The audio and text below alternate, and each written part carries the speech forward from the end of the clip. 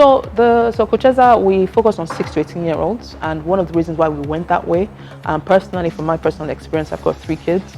I've got a 13-year-old, a 10-year-old, and a 7-year-old, and whether I like it or I don't, my kids love games, and I'm sure at their age I also love games as well. They play games, but the other side you start to see is also that they watch other people play games. So it's not just about the people that play, it's also about the behavior around gaming. So you find that they watch a lot of popular YouTube influencers that we as adults have no idea that those are people that influence our kids actually. And that started to get me interested in understanding the psychology of why kids do that now, and what that ecosystem is like. And the more I got into it, the more I realized that actually it's not just my kids, there are communities like this, there are people, there are kids that are experiencing exactly the same thing, especially with mobile gaming as a low barrier of entry now. You start seeing even more kids. So it's not just, we're not just talking A, B, it's like it's cutting across now in terms of the children playing games.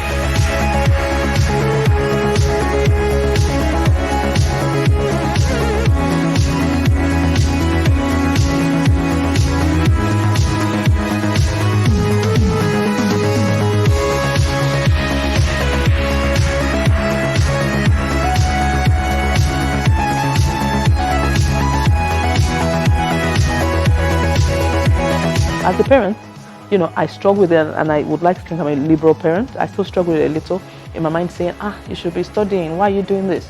But the more I studied, the more I realized that games can help with learning. So it doesn't have to be one or the other, And so for us at Kucheza, what we focus on is esports, which is the fantastic fun element of gameplay that children love, but also career pathways. Which is, so you love this thing, what are the potential career pathways there? So you can be a programmer, of course, but you can also be a shoutcaster, you can be a team manager, you can be an event coordinator. But beyond that, you can be an animator, you can be a graphic artist, you can be a sound engineer, you can be a coder if you don't want to start developing games. And so if we channel that passion that children have, to kind of get them to where they want to go based on something that they love, we think that there's potential there. So we're now about to start. We're looking to get our top 3, our top 3, our top 3, our top 3. 1, go!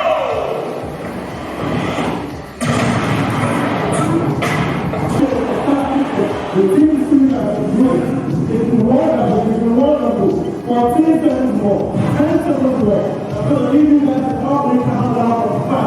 I'm going to be there for an opening countdown of 5. Let's go. 5, 4, 2, 1. Let's see. Do we have a winner? Do we have a winner? Do we have a winner? We have a winner. Going to the... I think I should have used the bathroom before I played, because I was really pressed, and then when they now called my name, I was about to get suspended, so I had to run upstairs. So I say congratulations, you guys are amazing at the game, and I'd love to see you in April against the international champions of Smash Bros. Parents generally are averse to it, but when you talk to them and you ask them certain questions, you tell them, do you know that an average gamer earns X? Or do you know somebody that codes in a gaming company earns Y? Do you know that some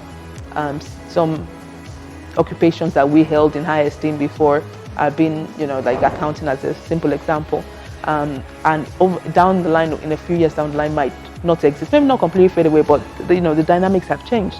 And so when I'm discussing the future of work, it's important because the reason why parents channel their children into certain directions is because they care about them, they want them to succeed in life, and that's all it is.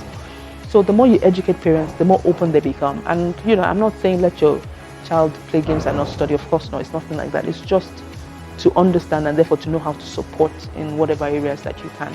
This is the final game of this tournament. Are you up for it? I'm up for it. It's been really close. The same rule applies for this one. Each player gets to pick their character, and we get our ultimate champion for the Super Smash Bros. Ultimate Tournament.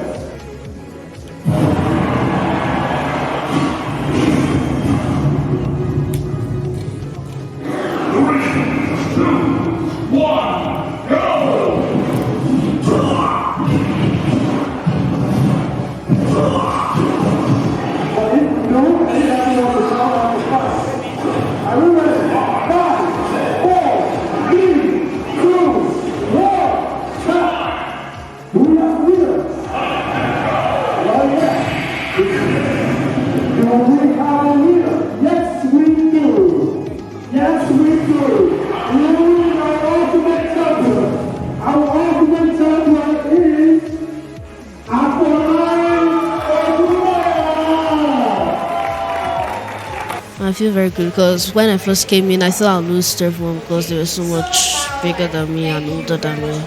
But in the end, I ended up winning. I feel quite good, but then I can still do better.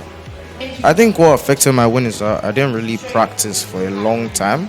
And I just started again like yesterday from like 2 years ago or something.